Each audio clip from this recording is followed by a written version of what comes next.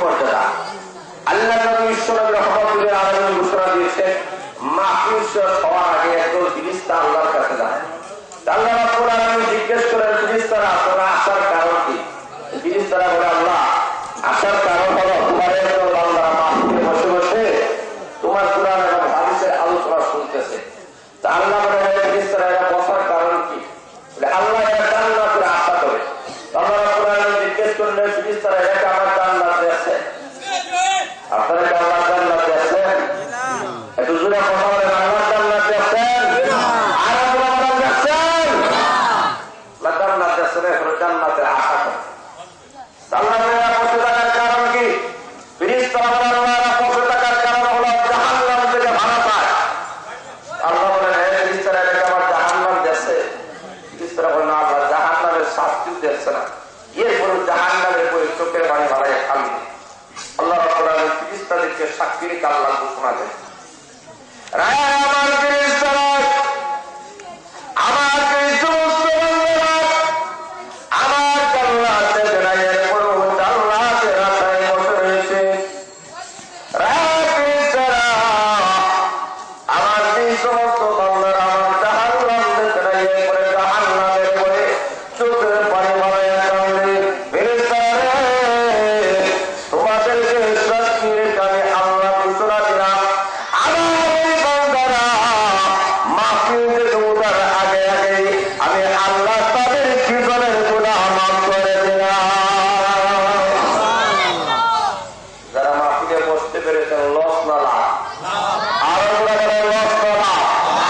যারা বাড়ি আছেন, বাড়ি ঘরে আছেন, এরা লসে না লাগে?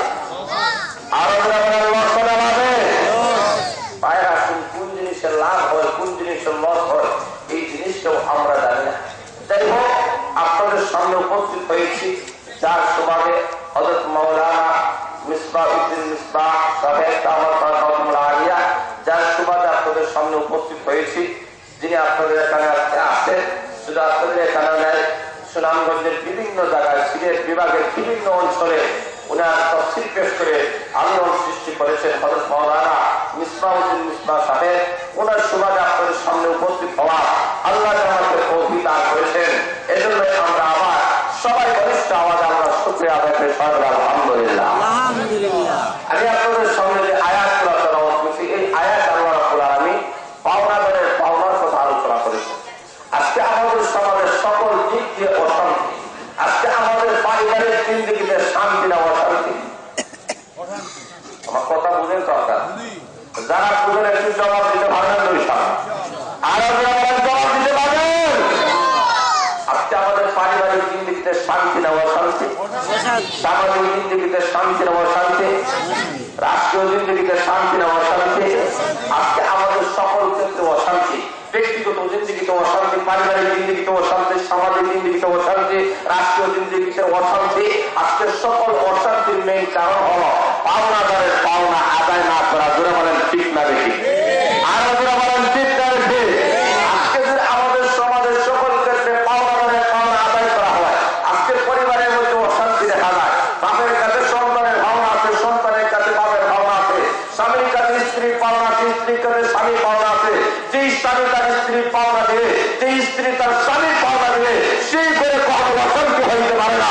যারা বলেন ঠিক করে আজকে সকল ক্ষেত্রে অশান্তি, সামাজিক দৃষ্টিতে না, সমাজের মধ্যে অশান্তি। কারণ সমাজের কাছে সমাজের যে পাওনা আছে ওইগুলো আদায় করা হয় না। রাষ্ট্রের কাছে জনগণের কিছু পাওনা আছে কি নাই? আরো আছে কি নাই? রাষ্ট্রের কাছে জনগণের যে পাওনা আছে, এই পাওনা যখন জনগণ সঠিকভাবে আদায় করবে তখন রাষ্ট্র শান্তি হবে। রাষ্ট্রের কাছে জনগণের যে পাওনা আছে, রাষ্ট্র যিনি পরিচালনা করেন তিনি যদি সঠিকভাবে পাওনাদের পাওনা আদায় করে, আমাদের দেশের মধ্যে অশান্তি হবে না। আমাদের দেশ, আমাদের সমাজ, আমাদের পরিবার সব কিছু শান্তি হয়ে যাবে। আজকে সকল ক্ষেত্রে অশান্তি। আল্লাহ বলেন সকল অশান্তির মেইন কারণ হলো পাওনাদারের পাওনা আদায় না করা। সকল প্রকারের পাওনা আদায় করো, আমি আল্লাহ আসমান জমিন সকল প্রকারের বরকত আমি আল্লাহ তোমাদের জন্য করে দেবো। তোরা বলেন সুবহান। এই পাওনার কথা আল্লাহ রাব্বুল আলামিন আলোচনা করেছেন আমার তেলাওয়াতকৃত আয়াতের মধ্যে। প্রথমেই আল্লাহর পাওনার কথা আলোচনা করেছেন, 2 নম্বরে আল্লাহ রাব্বুল আলামিন মাতা পিতার পাওনার কথা আলোচনা করেছেন। আপনারা শুনতে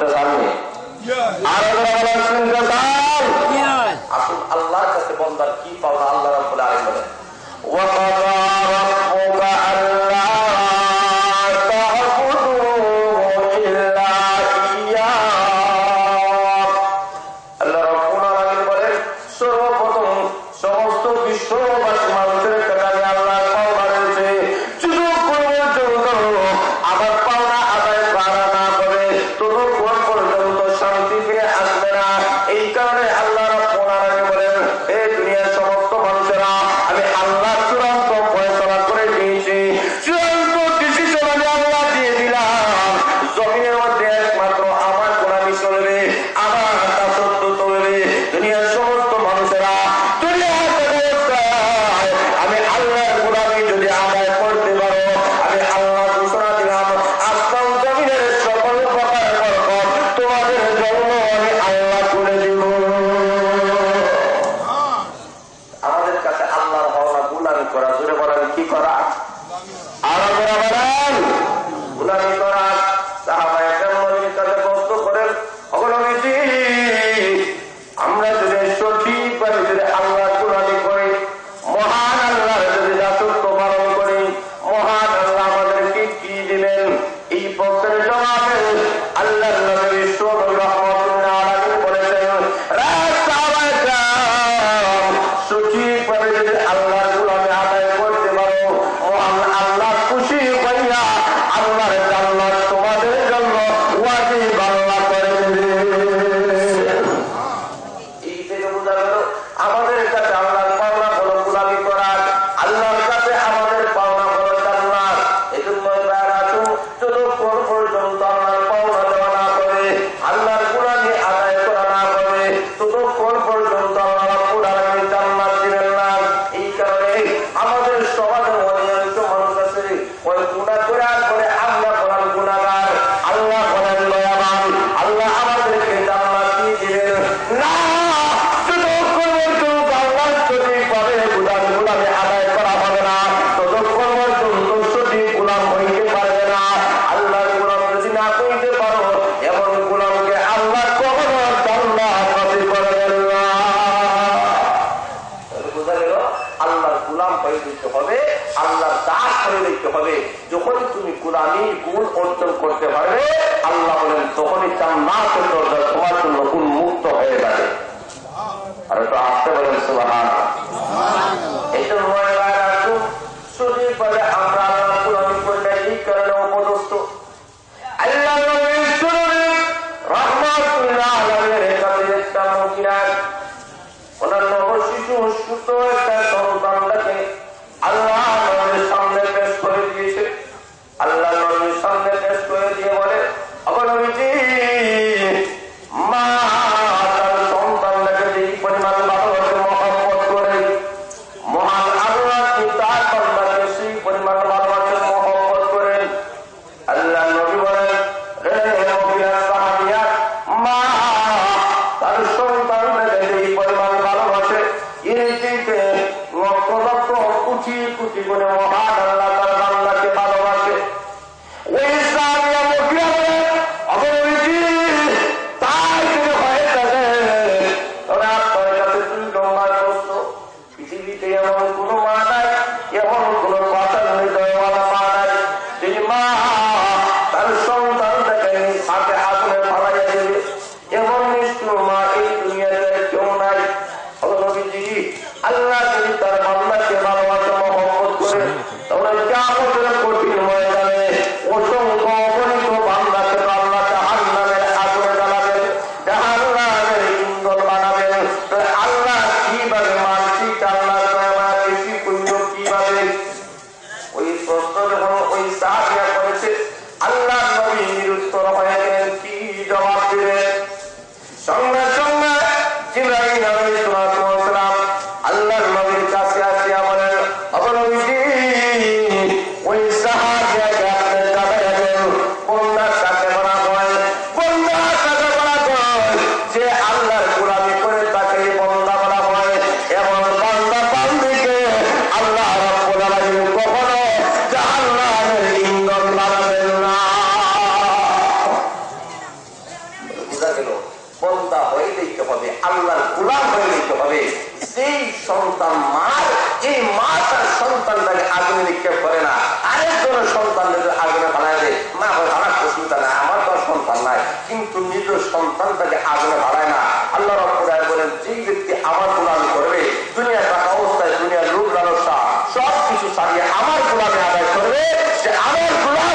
এমন গোলামকে আমি আল্লাহ কখনো জাহান্নামের আগুনে জ্বালাবো না। জোরে বলেন সুবহানাল্লাহ। এই থেকেই বোঝা গেল আমাদের কাছে আল্লাহর পাওনা হলো গোলামি করা, দাসত্ব করা, ইবাদত করা। আল্লাহর কাছে আমাদের পাওনা জান্নাত। জোরে বলেন কি? আর জোরে বলেন। 2 নম্বর আল্লাহ রাব্বুল আলামিন বলেন, ওয়া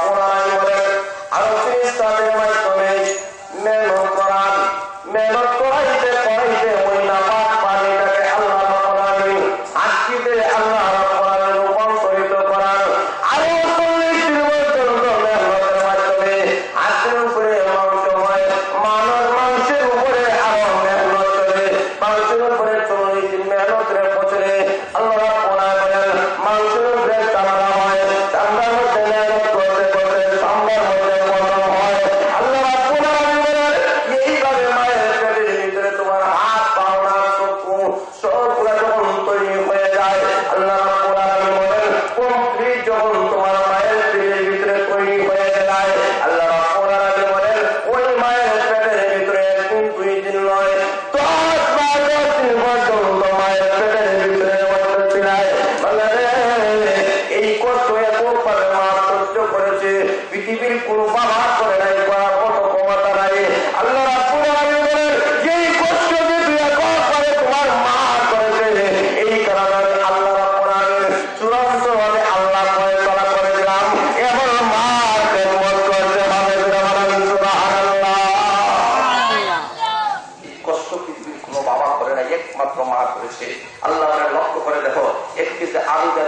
বিশ্বনাথ বাজার থেকে বলা হয় এই জায়গা পর্যন্ত আসার জন্য সন্তানটা 10 কদম দিয়ে থামে, আরো 10 কদম দিয়ে থামে, আরো 10 কদম দিয়ে থামে।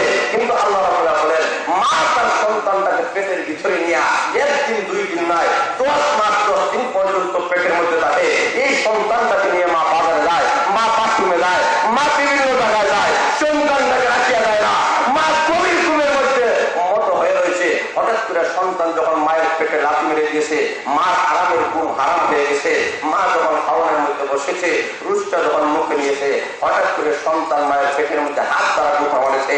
মায়ের হাড় নষ্ট হয়ে গেছে, পেটের বেদনায় বিস্তার মুখটা ছটফটি করতেছে। আল্লাহ রাব্বুল আলামিন এমন কষ্ট একমাত্র মা করেছে, পৃথিবীর কোনো বাবা করে নাই, করার কোনো ক্ষমতা নাই। যে মা করেছে, এই কারণে আমি আল্লাহ ঘোষণা দিলাম ওই মার খেদমত করতে হবে। জোরে বলেন সুবহানাল্লাহ। 2 নম্বর আল্লাহ রাব্বুল আলামিন বলেন ওয়া ওয়াদাতুহু কুরহা,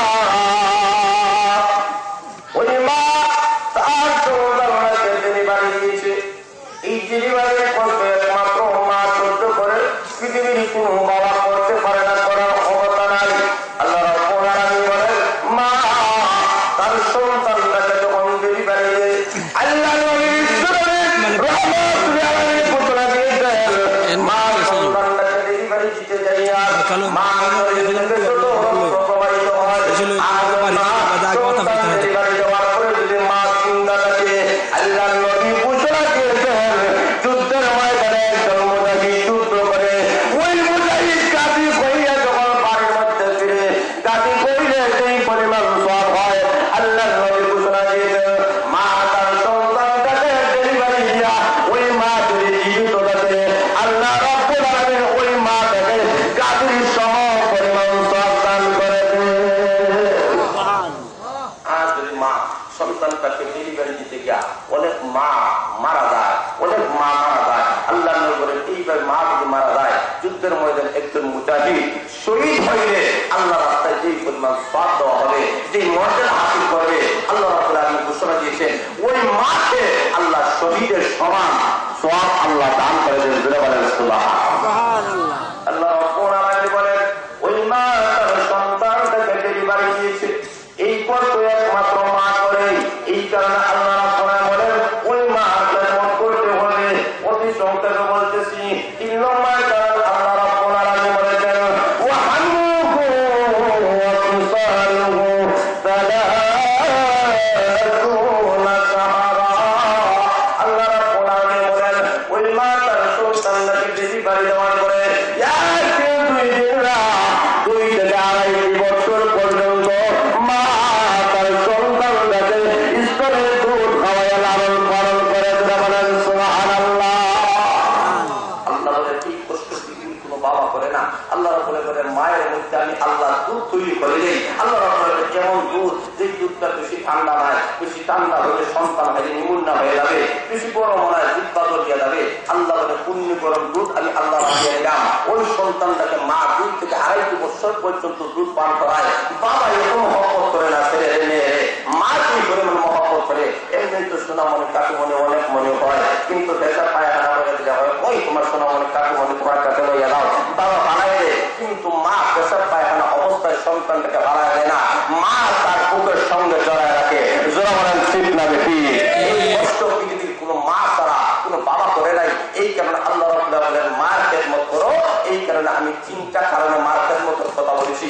1 নম্বর কারণ মা সন্তানটাকে পেটে নেয়, 2 নম্বর মা সন্তানটাকে ডেলিভারি দেয়, 3 নম্বর মা সন্তানটাকে 2 থেকে 2.5 বছর পর্যন্ত দুধ পান করায়। এই কষ্ট পৃথিবীর কোনো বাবা করে না, করার কোনো ক্ষমতা নাই, এককভাবে মা করে। এই কারণে আল্লাহ বলে হে দুনিয়ার সন্তানেরা তোমরা তোমাদের মার খেদমত করো। জোরে বলেন সুবহানাল্লাহ।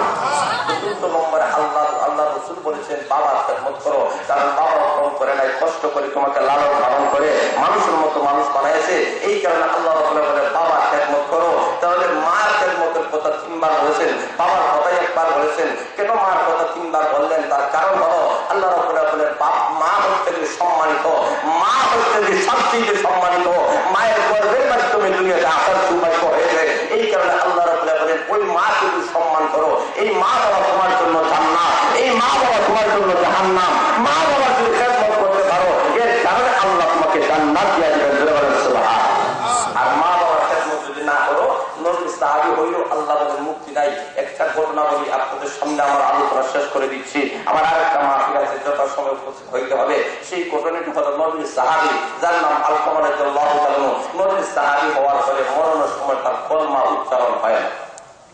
একটু জোরে বলেন আলহামদুলিল্লাহ। নবীর সাহাবী কিন্তু কলমা উচ্চারণ হয়।